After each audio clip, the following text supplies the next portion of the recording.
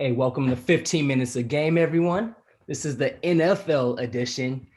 We're getting closer to the NFL draft. It is around a month away. So on Friday, guys, I want to talk to you guys about this trade that went down between the Niners, Eagles, and Dolphins. I'm going to pull it up because I don't want to mess up these teams' transactions. Yeah, so much. So much, too much. So the Dolphins, they sent their number 3 pick in the 2021 draft to the Niners in exchange for their 12th pick and third round pick in 2022, or first round pick in 2022, and another first round pick in 2023.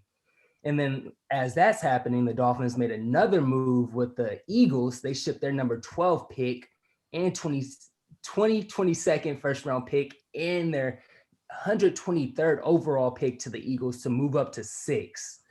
Philly acquired the number 156 overall pick in the deal. So it's just a lot of moves to the top 10 picks. Who do you guys see as a winner in that? Well, in a weird way, I think all the teams got what they were looking for. Now, what's most interesting for me is the Niners look like they're done with Garoppolo. This is what that tells me because they're going to go out and draft a QB. I don't see any other reason why they would move up to the third spot. Exactly. And this looks like a pretty decent draft for QBs. I think Trey Lance makes a lot of sense for Kyle Shanahan's offense. So I like Trey Lance as far as a prospect as well. I actually have him as my second best behind Lawrence. We might do a draft show. We can kind of dive into that further. But yeah, it's interesting for the Niners. And then I think the biggest winner was the Dolphins. And it feels like super Bill Belichick to me because they're going out and making these deals where they're stacking all this draft capital, getting draft picks. And, Belichick loves those picks. And Brian Flores was a disciple. So it makes sense for the Eagles too. I mean, they're just in a complete rebuild. And I think the Dolphins are pretty well positioned to add to their defense and then go get a player. So they with that 6th pick, they stay within the top 10. So they can draft probably a wide receiver for 2, I would guess, or maybe Kyle Pitts falls to them. He stays down there in Florida. So we shall see, but that's kind of how I see it. And I would say my biggest winner is Miami. Okay. Oh man, this is really weird, man.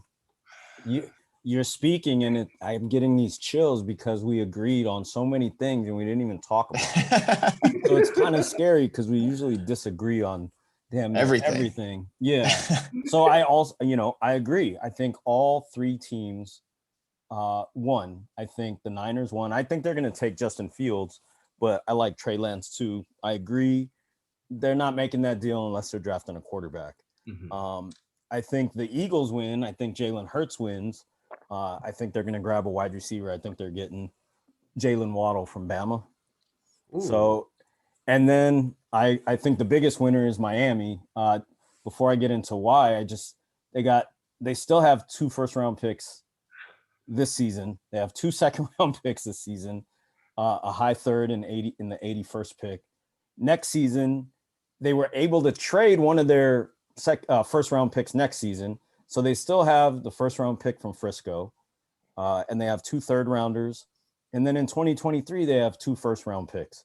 So they have, barring no other trades, in the next 3 years, they have 5 first round draft picks. Crazy. But I also think Tua is a winner because I think you said it. I think they're taking Kyle Pitts actually. A lot of these draft experts say that if it wasn't so top heavy with quarterbacks this season, so many solid QBs, that he'd be a top 2 or 3 pick.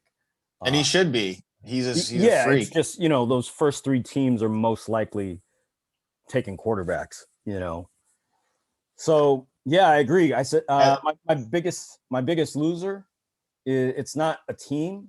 And I guess anybody that's making, $20 million a year is not really a loser. And I'm sure he's a nice guy. So just in the football sense, it's Jimmy G. That's who I think. They're drafting a QB, so maybe if he doesn't get traded, people are saying he's still going to get traded to New England.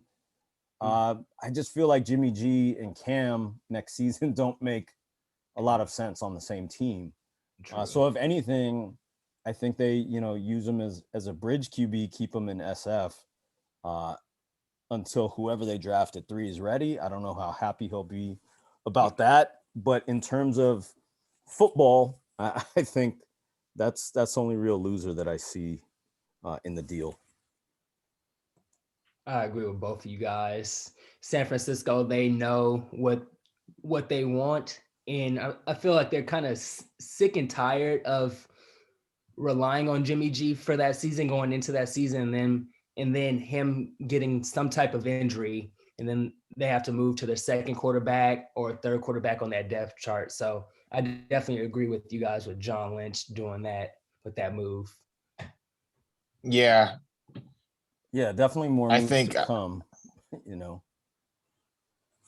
there will be. And I think in the NFC West, man, it's tough. You can't go out there and not have a top end QB. So yeah, really look Exactly. at you got Stafford, you've got Russ, you've got Kyler Murray, so I think that's a good point, Javon. I think, they're like Jimmy G is easily the last guy out of those 4. So at least if you're drafting a rookie QB, whether it's Lance or Fields or whomever, I saw some people say that they're taking Mac Jones. I don't see that happening. no way. They wouldn't have traded up. But anyway, it's like at least you could get some Kyler Murray out of whoever you draft, and then at least you're competing. But yeah, I just don't see Jimmy G taking those guys to not the promised land, just to even The playoffs. Yeah, I mean you got that's a tough division. So. Very tough. Hopefully Jimmy G to Chicago, we could campaign for that one. Yeah, look, man, I already did a whole show about Andy Dalton, so you do that to me, it's like I'll actually buy an Arizona Cardinals hat. That'll be my new squad. All right, you guys. So we talked about the Bucs too, and they recently completed their roster by signing all 22 offensive starters from last season. Are they your favorites to win the Super Bowl, to repeat as a champion next season? Can I go? I'll go on this one. Yeah. To win the whole thing, no. And it's just really because you've still got the Kansas City Chiefs. And you still have Patrick Mahomes. I think, in my opinion, they're the favorite to win the NFC. I looked at their schedule, and now something maybe we'll talk about next week. Now there's going to be 17 games played. I actually only have the Bucs losing. I have them sweeping their division. Okay. I think the Panthers are improved, but not improved enough to where they're beating the Bucs. I think the Falcons are just, depending on what they do in the draft, I still think they're on the decline. And the Saints, I don't see Winston or what's his face? Taysom. Yeah, I don't see them being as good as they've been in years past. So I see the Bucs only losing to the Rams, Bills, and the added game is actually the Colts. That 17th game, I don't know when they'll sprinkle it in. So that's I have them dominating the NFC. I think their biggest competition in the NFC is the Packers. Some numbers gambling wise, especially for my boy Javon. The Bucs are plus 800 updated to win it all, and the Chiefs are plus 500. So it's not a huge margin, not a big difference, but that's my take. I still think they're the best team in the NFC, but to win it all, I still would pick the Chiefs first. I respect Yep. that. And Vegas is right there with you, as you said. I think the reason why the Chiefs might be a slightly higher favorite is because they have an easier path to the Super Bowl. Mm-hmm. Just because I think the NFC has a couple more contenders in there. Now their division is horrible, and like you said, Julian, they brought back 22 starters, which is insane. So ridiculous. To me, they have the best team overall roster wise, because not only they didn't have to bring in anyone new, so the cohesion is there, the coaching staff is there, the players all know each other, and we already know. I mean, Tom Brady is the best leader in the game as well. So, when you show up to practice and Tom's there, he's going to be holding you accountable from, minute one till minute whenever it's over. So I do think they should be the favorite. And I think the Chiefs have some issues on their offensive line. So we'll see if they can protect Patrick Mahomes this year. I know they solved that maybe a little bit with Joe Tooney, that signing, but they did lose both their tackles. So I would put the Bucs as the favorite right now. And clearly to me, they have the best overall team. Some great points. What about you, Jules? We got like three and a half left. I agree with Javon's point, like on the cohesion and just like the confidence that they're bringing into next season. Like even if they start slow, they know where they can be and that it can be done because they did that last season. They started off slow. Even myself, were like, oh, like our team, the Rams, going to get this Super Bowl, but here comes the Bucs going through on the road through the playoffs to get in their wins. Then luckily had that Super Bowl at home and beat the Chiefs. So as a football fan, I'll go with the Bucs. But as a Rams fan, Rams will catch them slipping. Don't you guys worry. Oh man, I didn't look at Deshaun Jackson. I thought we were talking about your latest signing, man. Dude, exactly. The speedster. Jackpot. Yeah, he's good for 4 games, man. That's always solid.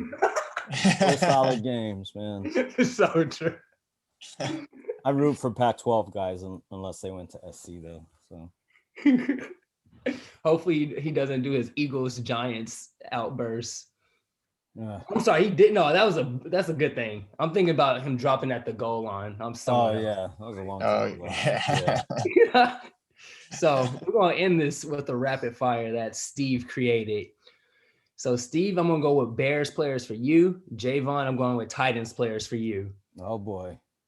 All right, Steve, Jay Cutler or Sid Luckman? I mean, I'm not that old. That's a fair question. Look, I was at the NFC Championship game when Jay Cutler got hurt, sitting in the freezing cold. So I ain't picking him. So I'm picking a dude that I never obviously witnessed play live, and that's Sid Luckman. All right. And Javon, Steve McNair or Ryan Tannehill? Aaron McNair. Okay. Steve, Brian Urlacher or Khalil Mack? Despite his political views, I just really loved Urlacher so much when he was playing. He's one of my all-time favorites. I hear you. Javon, Eddie George or Derrick Henry? Derrick Henry. Okay. Steve, Walter Payton or Gale Sayers? Yeah, love them both. Walter Payton, his son Jarrett's one of my boys. So, yeah, he's one of my favorite players of all time. Sweetness. Javon, Nate Washington or AJ Brown? AJ, man. Okay. Yeah. And just to wrap this up with Steve, Andy Dalton or Nick Foles? Oh, man.